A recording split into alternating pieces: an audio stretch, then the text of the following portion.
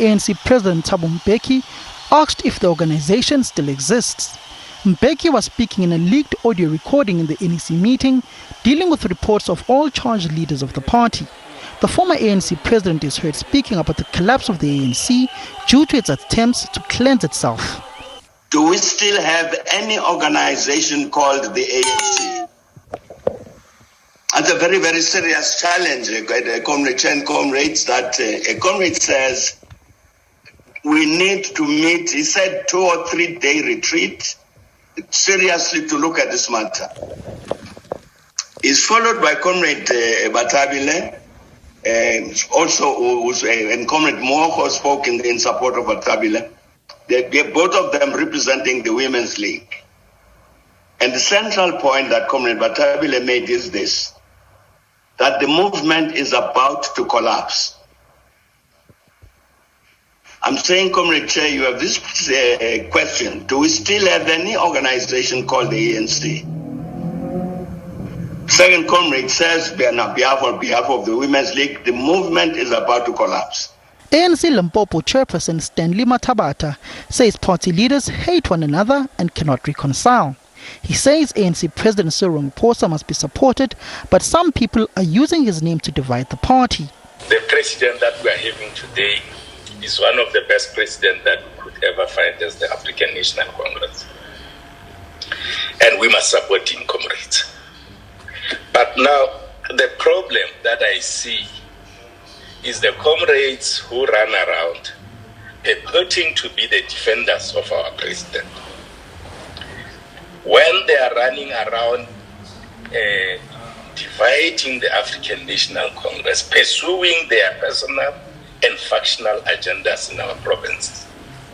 Comrade President, they are organizing meetings in our provinces.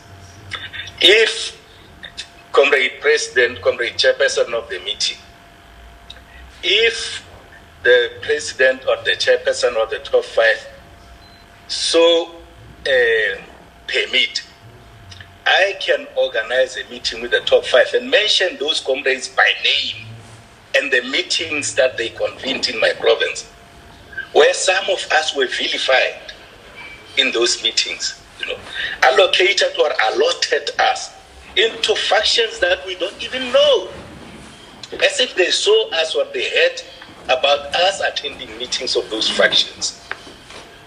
It's depressing, or should I say it's infuriating, Comrade Chairperson, rather than depressing. So I think that must stop. This is our president, all of us, and we will all defend him, we will support him. There's no question about that. Comrades, I think the president asked a very important question here. In fact, he raised a very important matter of the unity of the African National Congress. Comrades, the unity of the African National Congress cannot be traded for anything. It's sacrosanct. So what perhaps we need to do as the African National Congress, Comrade Chair, is to ask ourselves a very fundamental question.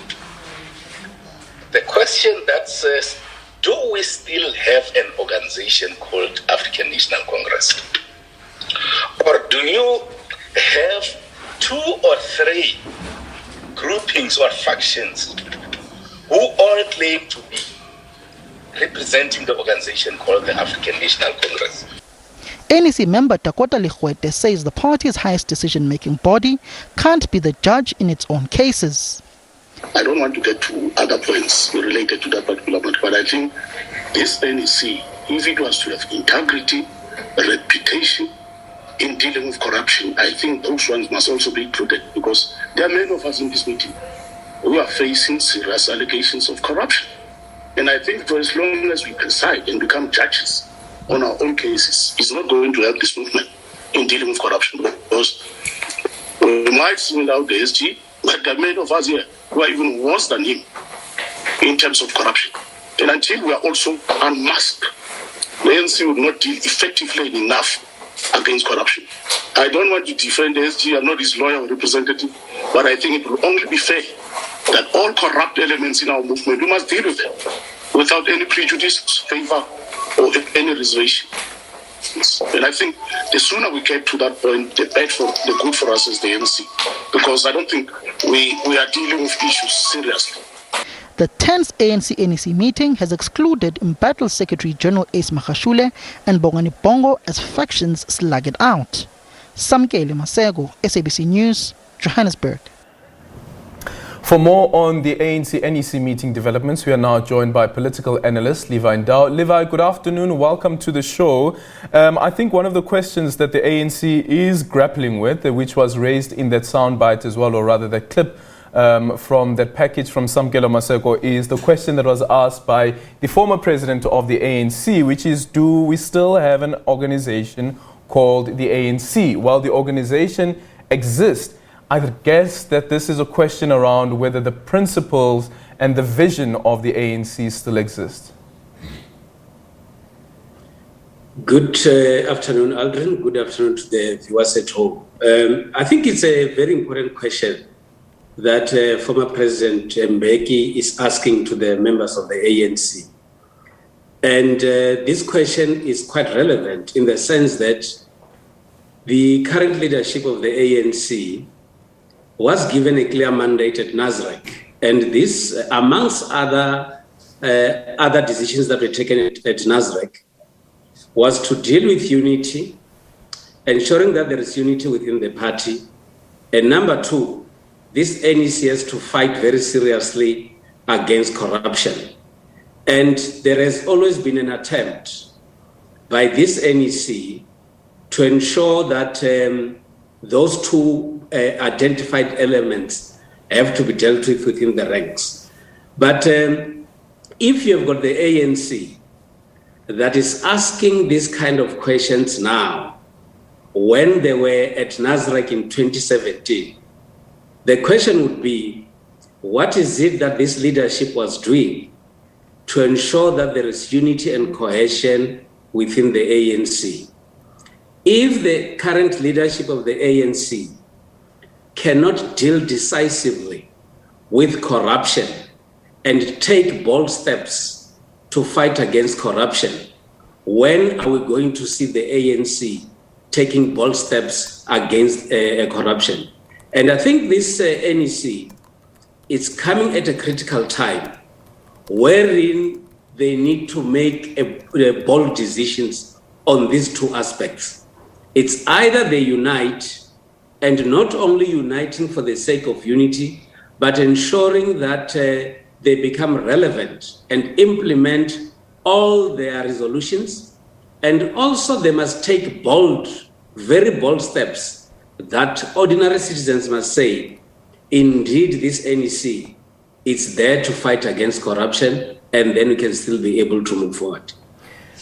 I'm reminded now of an interview that the former president of the country, Kgalemo Motlanthe, had with the BBC, and where he said that it would be good if the ANC loses power. And then you look at how former President Thabo Mbeki packaged what Bathabile Dlamini, the ANC Women's League president, said, that the movement is collapsing. And I wonder whether that is at the forefront, at the top of the head of the ANC members and NEC members, that is, that there is also a possibility of losing state power, even if it is at a local government level. That would be a huge possibility. And the reason being that the ANC has on numerous occasions, even during the era of former President Zuma, has always promised South Africans that they are going to deal decisively with corruption. And you have got two big factions today in the ANC. The other faction wants to maintain the status quo of ensuring that corrupt elements are always accommodated within the ANC. Nothing is done about corruption and corrupt elements. And the other grouping is saying, this is the right time to act against corruption, and we are implementing the resolution of NASREC that talks about stepping aside. And it is very clear that these two groupings don't seem to be prepared to compromise on their positions. And that is why there are those that are saying we will stay within the ANC and destroy the ANC from within. And that, for me, talks again to the discipline of the members of the ANC. Look at an interesting aspect here. The NEC is meeting now, and we are actually getting information, or some people are sending recordings of what is happening at the NEC meeting as we speak now. And that talks to ill discipline, and not from ordinary members of the ANC, but from senior members of the ANC. And that tells you that when it comes to discipline, that is one area that when ANC talks about renewal and talking about rebuilding itself, that is one other area that the ANC also has to focus on. And the spirit of comradeship within the ANC has actually died. And that is why in the ANC, members of the ANC are able to openly defy the organization and expose each other in public, rather than doing it in a comradely manner and behind closed doors. What you also sense is from the leaks that are coming out of the NEC meeting is that there is also a level of mistrust amongst these ANC comrades. Obviously, where you have got sworn factions, where the factions are clear that there is this other person who stands on the other side and the other one stands on that other side, you would obviously not get any element of trust. And that is why now some members of the ANC will say, we are always being followed around. We are, our telephones are being tapped, because they don't suspect that it can be done by anybody outside the ANC. It should be somebody within the ANC. Members of the ANC, because they don't trust each other, they are quite passionate when they criticize each other, rather than criticizing members or criticizing people outside the ANC. And that is why it will always become very difficult for trust to develop. I hear the proposal of former President Zuma of a retreat for days. That might be acceptable, but I would have expected this leadership to have done the unity project and go for a retreat weeks immediately after they were elected at Nasrec, because it has become clear that even after the conference at Nasrec, the cracks have always been growing, and it is now very visible that who is on the other side and who is on the other side as well. Considering all of that that's taking place within the ANC NEC, and some of these members of the NEC, of course, being deployees of the party in various state institutions, including departments as well, and you also have the president of the ANC being the president of the country as well, and him waking up or in the evening getting a letter that he has been suspended. I wonder what this then means for the leadership that the country needs during a COVID-19 pandemic, and considering how this virus is ravaging the world globally, and whether or not our leaders are able to wake up and stand up and call to the call that is currently being made around how to fight COVID-19, while back at home they're dealing with situations where someone is suspended and arguing that no, I've not been suspended. I think what preoccupies the ANC currently are not the programs that are supposed to benefit ordinary citizens. What preoccupies the leadership of the ANC today is how best do I protect myself against other members of the ANC, and how best do I loot state resources so that I enrich myself. Most of the meetings of the ANC that have been taking place recently, they don't focus mainly on matters affecting ordinary people. They actually focus on the factions and the conflict that is actually taking place within the party. The ANC has got a lot of programs that actually do not benefit all of us, but they actually benefit individuals. And that is why when ANC leaders have to appear in court, that's where you get the life of the ANC, because members of the ANC are actually mobilized around certain factions and around individuals that are supposed to appear in court. It is quite unfortunate that when we're fighting the pandemic today, when we're fighting against joblessness, and when we're fighting against inequality in society, the ANC is busy fighting amongst itself, whilst these are the people that are supposed to be running the country. Ministers that are seated today in the NEC meeting, they should be doing something better for all South Africans. And they're actually now bogged down in factional battles within the party. That, I think, is not good for South Africa. And indeed, it is not good for the ANC itself.